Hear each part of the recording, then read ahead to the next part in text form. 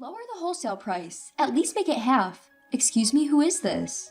One evening, while having an early dinner with my in-laws and husband, the home phone rang. It was unusual for the phone to ring at this hour. Puzzled, I answered, and the woman on the other end began speaking aggressively. When I asked for clarification, she shrieked, "How dare you ask who I am? You're so rude!" "Well, I don't know who you are if you don't introduce yourself." My in-laws looked worried, and my husband gestured. "Do you want me to take the phone?" I shook my head. I should be able to handle it without hiding behind my protective husband. "Could you please tell me your name?" When I calmly asked again, the woman became hysterical. "I can't believe you don't know who I am. I'm never buying your eggplants again. I'll use cheap imported ones from now on, so goodbye." She didn't identify herself, but I realized who she was when she mentioned eggplants. She was likely the wife of the president of the pickling company I had been dealing with for 15 years, and with whom I had an exclusive contract. With the president gone, she was the only one who would bring up the contract. It's difficult to change things suddenly. We have an exclusive contract, and using locally grown special eggplants is what makes it popular, isn't it? Wouldn't it be bad to use imported ones? Idiot! Consumers don't know the difference between domestic and imported. I can buy imported ones for less than half your price. You're overcharging.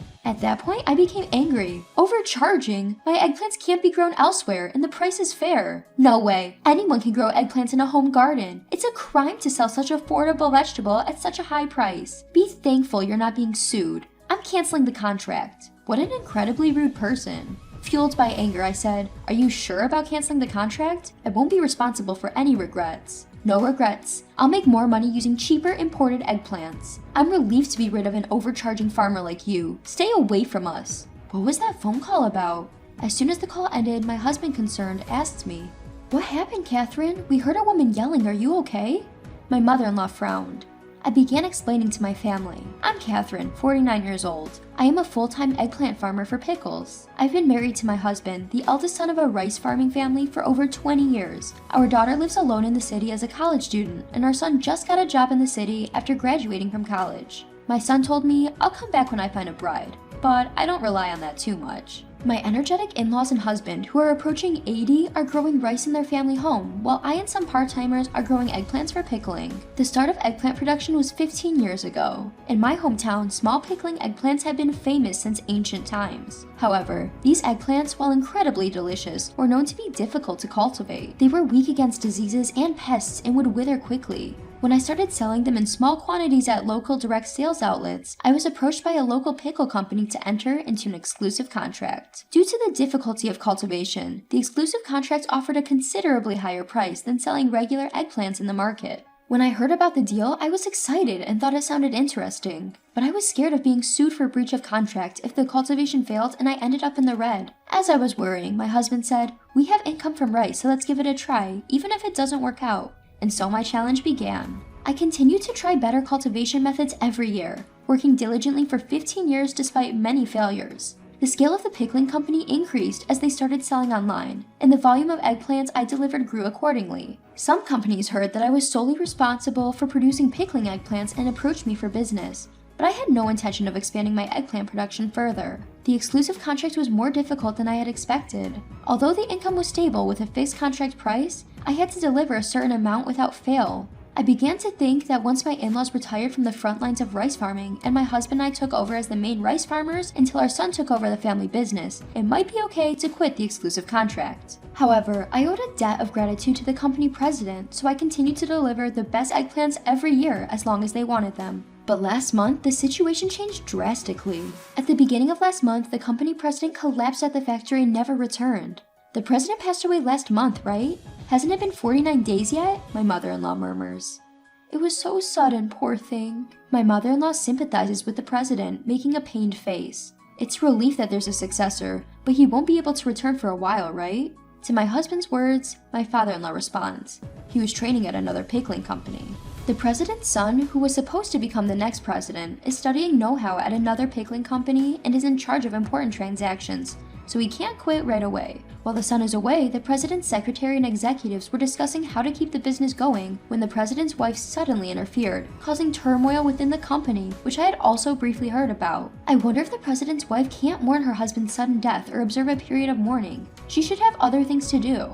Everyone nods in agreement with my mother-in-law's grumbling. Anyway, I'll check the situation. I'd be in trouble if the contract was unilaterally terminated. I called the president's secretary the next day. Did you get a call too, Catherine? I'm so sorry. You seem very tired. Are you okay? The president's secretary, who usually had a lively atmosphere, had a quite downcast voice. It's not okay. I think our company is going to go bankrupt. I've been let go, so I can't help anymore. I'm sorry. What? What do you mean you're being let go? When I asked in surprise, I was told that the president's wife was the cause. The president's wife, without understanding the basics of management, made unreasonable demands on various business partners and repeatedly harassed the employees. Originally, the president's wife was selfish and had a tough personality. The president knew about her personality and never let her be involved in the business. Now that the president is gone, the company is in chaos. The ideal company for the president's wife is one where she only makes money. She only thinks about how to use business partners and employees as cheaply as possible. There's no way a company can run like that. The president's secretary complained and continued. You should give up on them, Catherine. With your eggplants, you'll find new business partners in no time. But we have an exclusive contract, and I was planning to deliver properly at least this year, for the late president's sake. When I added that last part, the president's secretary sighed. I never thought the president would pass away so suddenly. It's really terrible now because of the president's wife. Longtime employees and part-timers are being forced to quit. Older people can't work as much as young people, and regular employees cost money. She's trying to hire only cheap foreign workers. Our pickles taste is our selling point, so there's nothing more valuable than experienced employees. Talent is treasure. Even though there's an exclusive contract, she doesn't understand common sense. It's best to get away. That's how far it went. I was horrified. After the call, I immediately consulted with my husband. Maybe it's time to cut ties, but there's the contract. My husband muttered with a troubled face. Yes, we've exchanged official documents. A few days later, we officially received documents stating that the pickle company was breaking the contract. What is this? Even to an amateur, this looks like nonsense, doesn't it? I thought the secretary was a decent person. The documents were so sloppy that we couldn't help but let out these words. Seeing that, both my husband and I made up our minds. We're not at fault, and luckily, it's before planting season, so it might be a good time to quit. My husband's words made me lean towards quitting, but I was worried about the reduced income over the summer, the part-timers, and various other things. We had struggled and experimented until now, and things were finally going well. I didn't find it amusing to be suddenly forced to quit for such an unreasonable reason. My husband nodded at my words. Let's think about income and the future later. I can't forgive the way she treated you, Catherine. It's their loss. They can't have cheap, low-quality imports bought just because they're cheap and the highest quality products made by us farmers with pride lumped together. That's true. So, my husband and I decided to stop the exclusive contract from this year and not deliver eggplants even if they begged. Then summer came. After I quit the exclusive contract, several pickle companies immediately offered contracts, and my husband and I carefully considered and contracted the best conditions, increasing our income by about 20%. We found a new shipment destinations for the eggplants, and as we worked busily every day, I almost forgot about the rude president's wife. One day, my mother-in-law came to my workplace with an eggplant pickle. Catherine, this is awful, look. It says locally produced, but that's not true, right? My mother-in-law brought this year's eggplant pickles from the pickle company. They said they'd use imported ones, but it says locally produced here.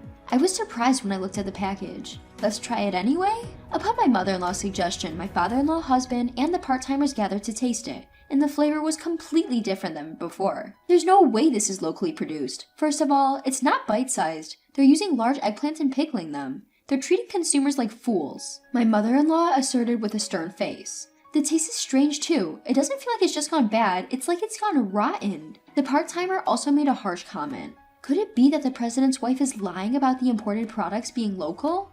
But honestly, I thought she might do something like that. A few days later, during dinner, the phone rang again. Hey, can you pretend you sold me your eggplants?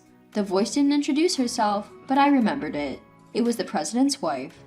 I don't remember selling you eggplants, and you're asking me to lie?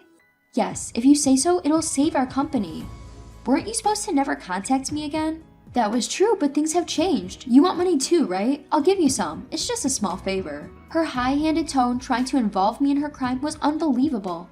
No thank you. I refused and hung up, then told my husband and in-laws what had happened. Everyone grinned. My husband in particular seemed pleased. She must have regretted it right away. There's no way your eggplants and those inferior imported ones are the same.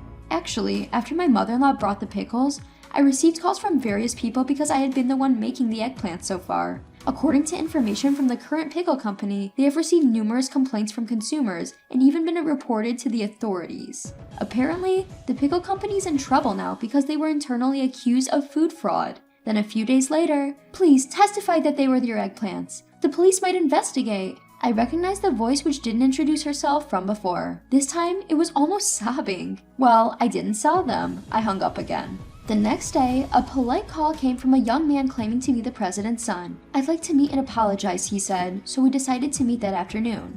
I asked my in-laws to do the afternoon farm work, and my husband and I waited. A young man, another young man, and a flashy older woman arrived. One was the president's son, the other his current secretary, and the woman was the president's wife. The two men were very polite, but the president's wife had a sullen attitude. Skipping greetings, the son forced the president's wife to bow her head, and they both prostrated themselves. Rubbing their heads on the floor, they apologized. "Although I know the situation, is there any way you could supply eggplants again?" The son pleaded, but I refused. "I'm sorry, but it's impossible. You terminated our exclusive contract." I felt sorry for the son, but considering the president's wife's attitude and that we already had a contract with another company, it was truly impossible. He understood when I told him my honest feelings. Far from it, the president's son seemed to think it was only natural that I would refuse. "I guess you're right. I'm very sorry for this. We unilaterally terminated the exclusive contract due to our circumstances, so we'll pay the penalty as initially agreed upon." He easily gave up and began preparing the documents with his secretary. Then, the president's wife widened her eyes. "What are you thinking? We've been ripped off until now, so there's no need to pay the penalty. We got caught this time, but we can do better next time. It's the importer's fault that more than half of the imported eggplants were rotten. If we find a cheaper place, it'll be fine." "So, you tried to use cheap imports and failed miserably. That's what Catherine told you, right? That you would regret it." When her husband made a sarcastic comment, the two young men said, "Indeed, that's exactly right." They hung their heads. I was concerned about the president's wife's words and asked her again, "By the way you're talking, are you planning to continue labeling the products as locally produced even if you can't get my eggplants?" "Of course! It's more profitable and everyone is doing it." The president's wife showed no remorse and started yelling at me. My husband and I were both taken aback. That's when the president's son lost his temper. "Mom, just be quiet. I only brought you here today to apologize, but I'm fed up with you." Upon being scolded by her son, the president's wife was flustered. "I was just trying to make money." "You only think about making money for yourself. That's not how a company should operate." "But isn't it a company for making money?"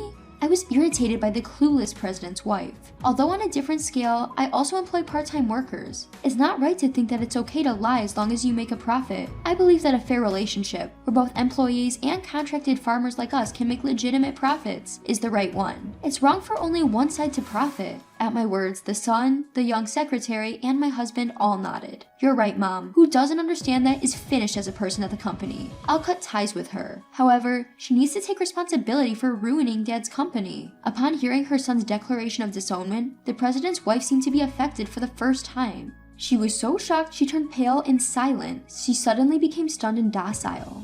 After that, the case was deemed malicious, involving intentional mislabeling of the origin. It was written in bold letters in the local newspaper that the police had started investigating for fraud, and it became a big news story in the area for a while. The pickle company eventually went bankrupt, and the president's wife was abandoned penniless by her son, fearing prosecution and living in hiding. The president's son and the veteran employees who returned at his call are working hard to deal with the aftermath and establish a new company. I received the penalty for the breach of the exclusive contract, and the matter was settled. Since then, my son has returned and decided to take over the farm. He seems to have found a bride who will happily work on the farm with him. With the happy news, our family's daily life has become very enjoyable.